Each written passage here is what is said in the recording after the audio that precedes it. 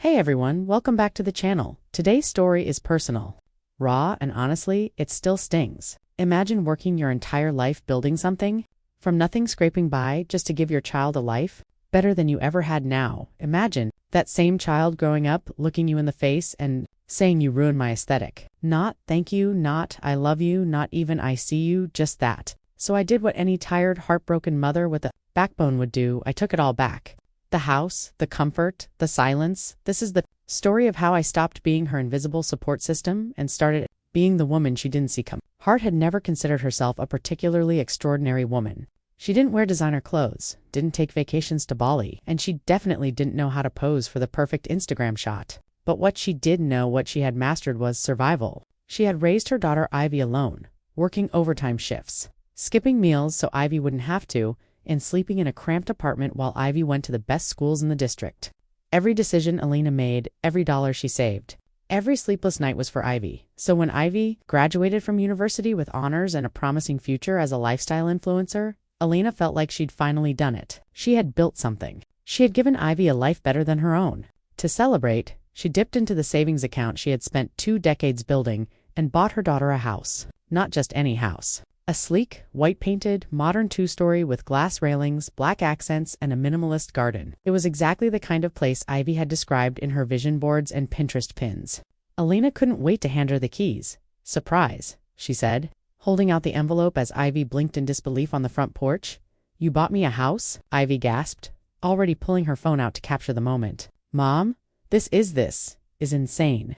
Alina smiled. "It's yours, paid in full." Tears filled Ivy's eyes, and for a brief moment Alina felt the bond, the closeness they used to share. A small voice in the back of her mind whispered that it might not last, but she pushed it away. That night they ordered takeout, sat cross-legged on the living room floor of the new home, and talked about the future. But the warmth didn't last long as the weeks passed. Ivy transformed the house into her brand. She curated every corner with care white marble counters, brass fixtures, custom mirrors, faux fur throws. Followers poured in. Brands started sending PR packages. She called it her clean girl haven and signed emails with warmly Ivy Hart, creator and home curator. Alina, on the other hand, kept her visits brief. She didn't want to intrude. She brought over groceries, extra towels, candles, little motherly things. And Ivy tolerated them until one day. It was a sunny Sunday afternoon. Alina had stopped by with a bag of homemade pastries and a new plant. A peace lily, she thought, would brighten up the living room. She stepped inside, smiled at the camera Ivy had perched on a tripod, and waved. "I brought you a few things, just thought I'd surprise you." Ivy's face twisted. "Mom," she said sharply, walking over and lowering her voice, "you can't just walk in during a shoot." "Oh, I didn't know that's the thing. You never ask. And you bring that plant? It doesn't fit. It totally ruins the aesthetic." Alina blinked. "The what?" "The aesthetic, Mom. The vibe. The look. People expect a certain image when they come to my page. I'm building something real here." There was silence. A strange silence. The kind that opens like a canyon between people who used to be close. Elena stood there holding the peace lily, unsure of what to say. Ivy crossed her arms. "Honestly, the way you dress, the way you just show up, it's kind of embarrassing. It throws everything off. You don't belong in this ... space." She didn't mean to say it that harshly maybe, but it was too late. Alina felt her stomach twist. She wanted to say anything, but her throat tightened. She turned around, placed the plant gently on the counter, and quietly walked out. The next morning, Ivy uploaded a video called 5 Ways to Detox Your Space. In it, she mentioned removing clutter from people who don't match your frequency. Thousands of likes, hundreds of comments. Alina watched it twice. Not a single word about the woman who bought her that house. Not a thank you, not even a mention. And something inside Alina's, something quiet and long-suffering, began to shift. Alina didn't speak to Ivy for days after the aesthetic incident, but the silence didn't bring peace. If anything, it only amplified the noise in her mind. She replayed the moment over and over, the way her daughter's face twisted in irritation, the cold dismissal in her tone, and the haunting realization that somewhere along the line, the girl she'd raised with so much love had grown into a stranger. Alina had never been one for dramatics. She never slammed doors or raised her voice. She preferred to suffer quietly to keep the peace, to swallow her hurt in the name of motherhood. But this time, something gnawed at her, a splinter under her skin that wouldn't let her rest. Meanwhile, Ivy was thriving, or at least that's what her social media suggested. Her feed was filled with glowing selfies, Morning matcha routines, brand deals, and sponsored content. She even posted a My Morning with Mom reel edited to make Alina looked like a quirky side character out of place and slightly outdated. The comments were filled with laughing emojis and subtle jabs. People called Alina retro chic and vintage mom vibes. Ivy replied with hearts and LOLs but didn't defend her and definitely didn't delete theme a week. Later, Alina received a call from someone she hadn't spoken to in years. Her sister Marla was back in town for their mother's memorial. Marla, who had walked out of Alina's life 15 years ago after a brutal argument that had split their family in two. Marla, who knew secrets Alina had tried to bury forever against her better judgment. Alina agreed to meet her at their mother's old house. It was quiet, dusty, the air still heavy with the scent of lavender and old paper. Marla looked older, more tired, but her eyes still held that same sharp glint. She skipped the pleasantries and dove straight in, asking about Ivy, about Alina's life, about whether she'd finally told the truth about Ivy's father. Alina stiffened. She hadn't told Ivy anything she had never planned to. Ivy believed her father had died in a car accident when she was a baby, and Alina had never corrected her. She thought she was protecting her, shielding her from the kind of man who didn't deserve to be remembered. But now Marla was here, digging up bones with no respect for the grave. She leaned forward and said the words Alina had feared for 20 years. "Does Ivy know who her real father is?" Alina said nothing, but her silence spoke volumes. Marla shook her head with a bitter laugh and muttered that secrets have a way of rotting everything from the inside. Out back at home, Alina sat alone at her kitchen table, staring at an old wooden box she hadn't opened in years. Inside were letters, photographs, fragments of a life she'd fought to leave behind. Ivy's father wasn't dead. He was dangerous, manipulative, emotionally abusive.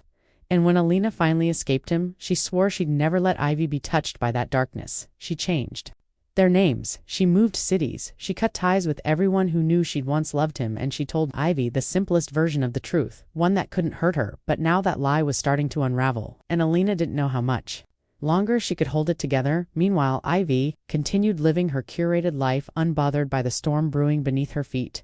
She posted another video, this time showing off a new kitchen backsplash and thanking her sponsors for the renovation, completely omitting the fact that her mother had bought the house in full. Alina watched silently, her heart breaking all over again. Not for the ungratefulness, not for the lies, but because she realized something terrifying. Ivy wasn't just drifting away, she was severing the cord on purpose, and the deeper truth was this.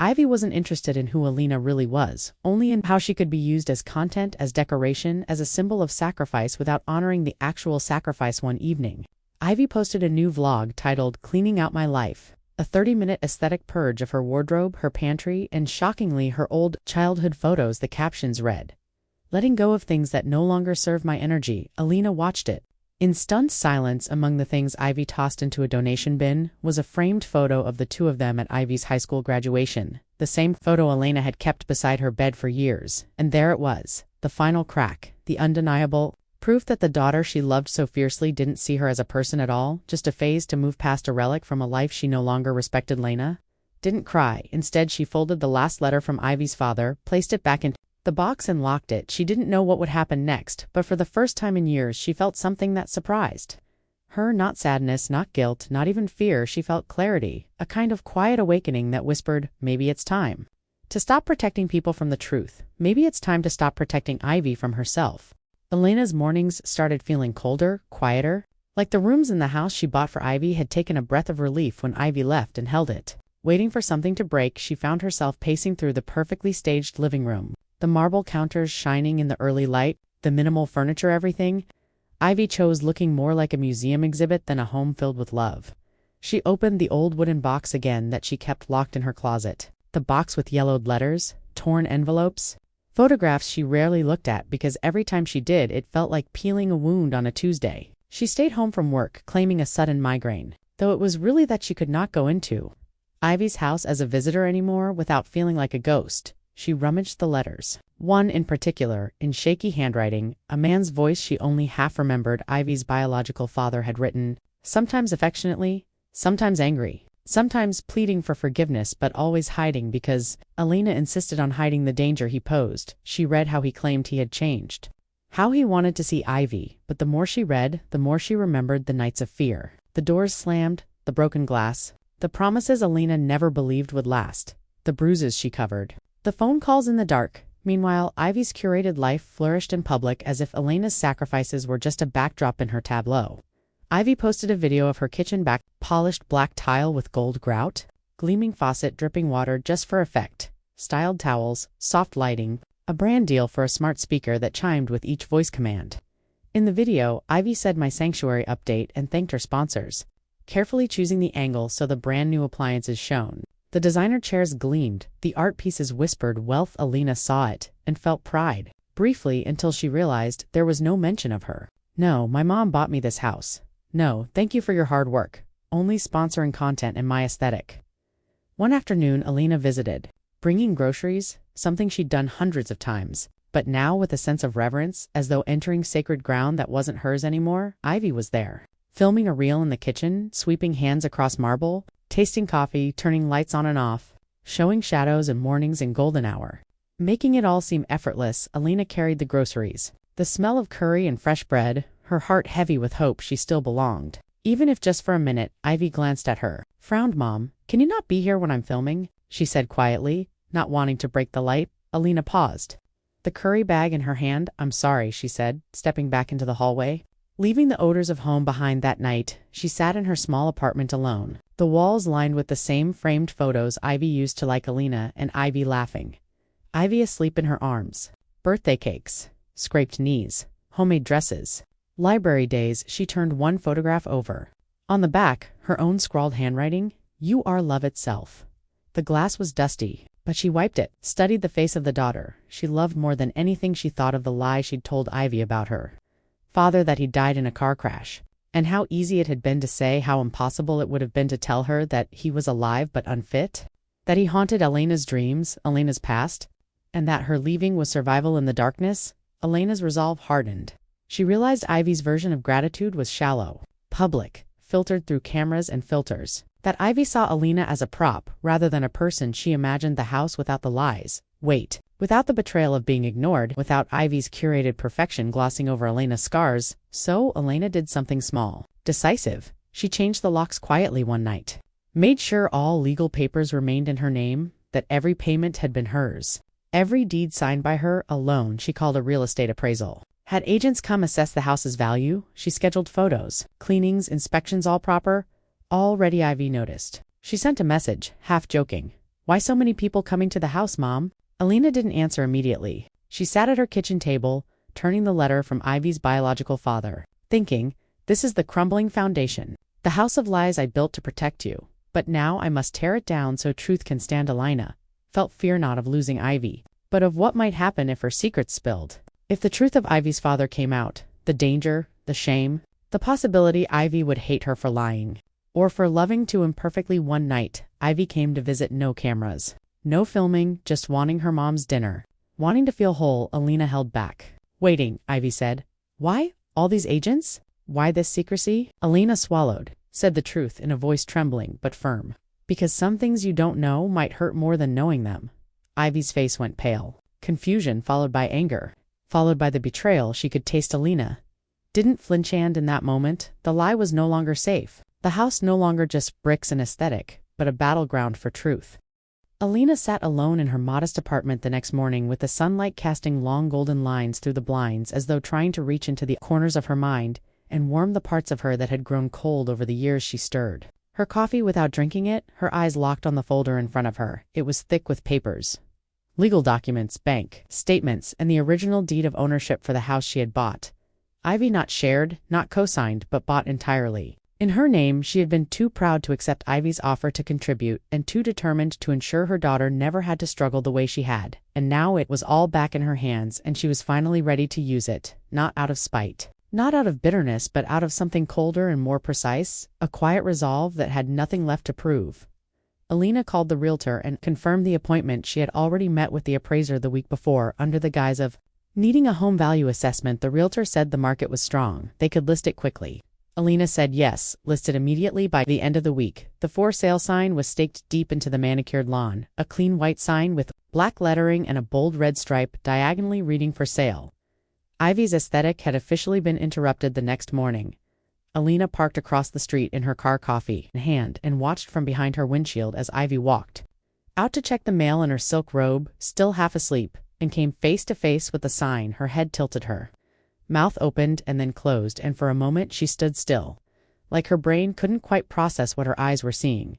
She turned, grabbed her phone, called Alina, and when the call went unanswered, she marched back inside, slamming the door. Alina didn't smile, but she did allow herself a breath, one she had been holding for far too long. Messages flooded in, texts, voicemails, even a long email from Ivy demanding an explanation, confused and angry and oscillating between hurt and entitlement. She accused Alina of overreacting, said it was unfair, said she was humiliating her, said her whole brand depended on that house. And Alina read the words one by one without flinching. She didn't reply, not yet, because Ivy needed to feel what it was like to live in a reality. She didn't control a reality where things didn't revolve around lighting angles or follower counts, but consequences.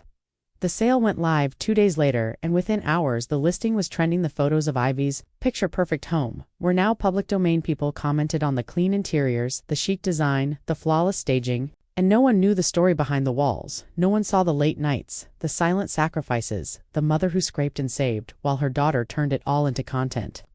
For clout, Ivy tried to play damage control. She made a post talking about embracing new chapters and hinted vaguely that she was choosing growth. But the cracks were already showing. Her followers noticed her tone was off, her smiles didn't reach her eyes, and her usual confidence seemed forced. Brands started pulling back, partnerships paused, offers rescinded, all without explanation. Ivy's online persona was shifting and fast. One evening, Ivy finally showed up at Alina's door wearing sunglasses despite the setting sun, her voice tired, her posture defensive. She walked in without being invited and demanded to know what Alina was doing, how she could betray her like this, how she could sell the house after everything Ivy had built. Alina looked at her long and hard and then said simply, "I never signed it over. It's mine, legally, morally, financially. I bought it and I can sell it. And that's what I'm doing." Ivy's voice rose, accusing her of being jealous, controlling, cruel. Alina remained calm. "This isn't revenge," she said. "This is me, finally choosing myself. I gave you everything, and you told the world I was a burden, a blemish on your perfect life, so I'm removing myself from Ivy's." Expression shifted from anger to disbelief to something else, something closer to grief. And for the first time in years, Alina saw her daughter, not as a polished influencer or a branding machine, but as a lost girl who never really understood the cost of what she had been given. Ivy sat down, suddenly quiet, and said through clenched teeth, "You're ruining me." And Alina answered softly, "No, Ivy, you ruined us, and I'm just not cleaning up the mess this time." That night, Ivy posted nothing. Her story was blank, her feed untouched, and Alina slept for the first time in weeks without waking in the middle of the night, gasping for breath. The house would sell, the life would change, but more importantly, the silence had ended, not with shouting or public spectacle, but with Alina reclaiming her voice. And for once, she wasn't afraid of being the villain in someone else's narrative, because she knew the truth, and the truth had finally spoken.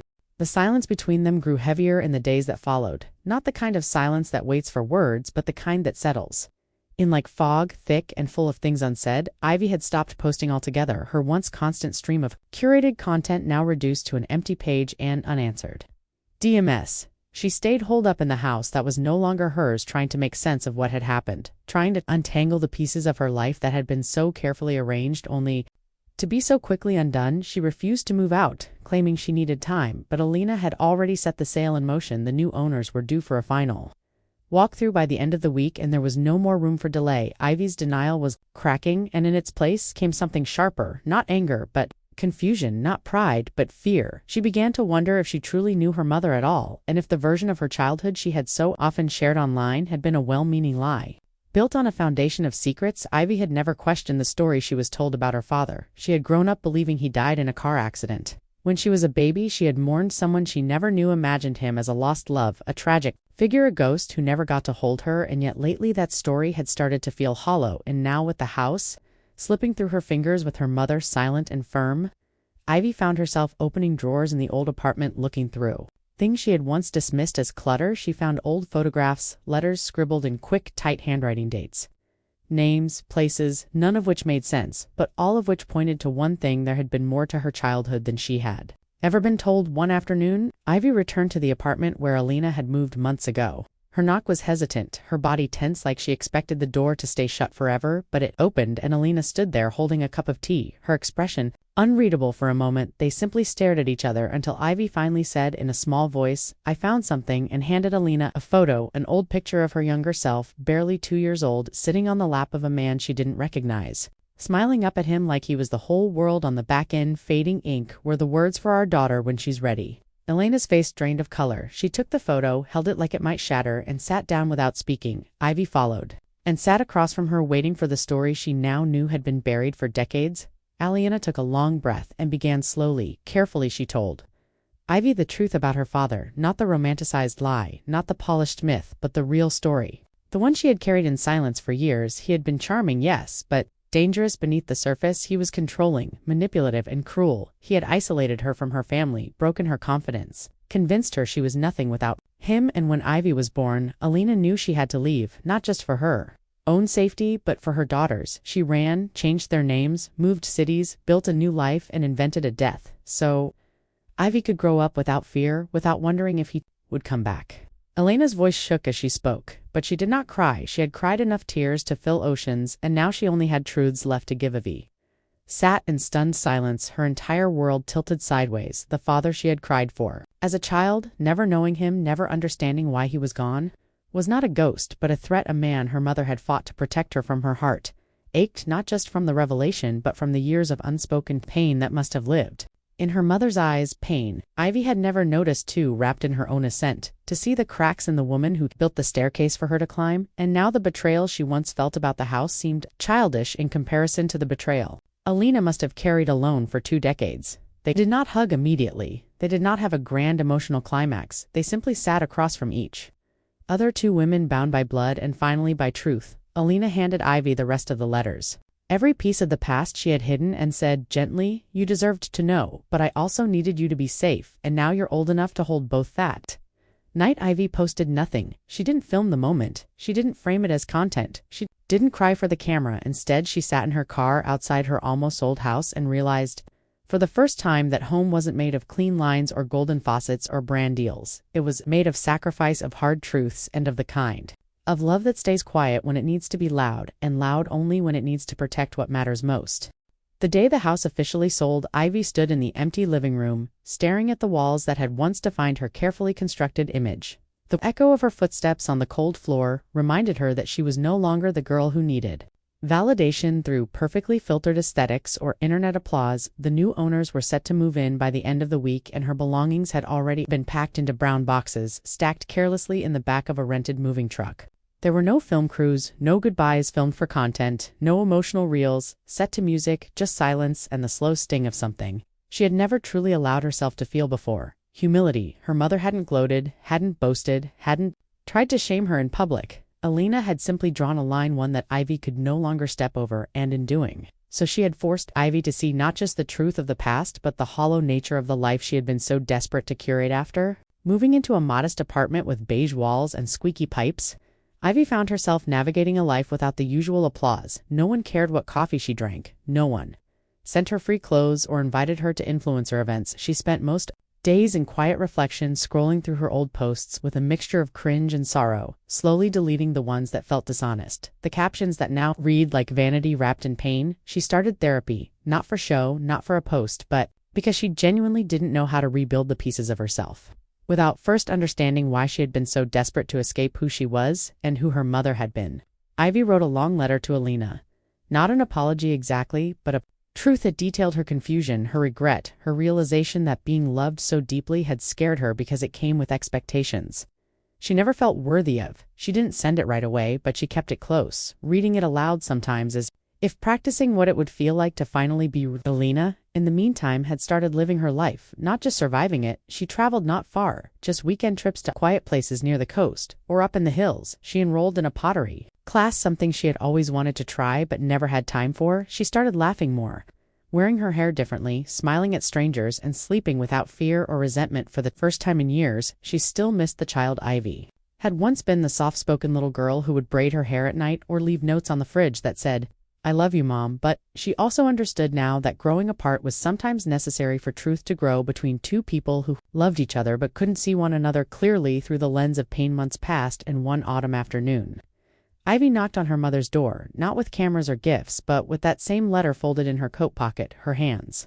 trembled a little as she waited. Aliena opened the door and stepped aside without saying a word, letting her in, letting her sit, letting her breathe. They didn't talk right away. They simply sat in the same room again, like two people learning how to exist together again without blame, without expectation. Finally, Ivy handed her the letter. Alina read it slowly, her eyes never leaving the page, and when she looked up, there was no anger, just a kind of soft recognition, as if something had been broken and healed in the space between those words. As they drank tea, Ivy pulled out the old photo again, the one of her as a toddler with the man she now knew was her biological father, the man who had shaped her life through absence more than presence. She turned it over again, staring at the faded ink, the words "for our daughter when she's ready," and said quietly, "I don't think I'm ready for everything, but I'm ready to know more." Alina hesitated, then nodded slowly. "There's still one secret." "I never told you," she said, her voice steady, and in that moment, Ivy realized that the story was not over, not wrapped in a neat bow or made for a perfect post, but it was real, layered and messy and deeply human, and maybe that was more beautiful than anything she had tried to create for the internet, because in that truth, in that imperfection, was a bond worth rebuilding, a chapter worth turning, and a future worth living with eyes wide open.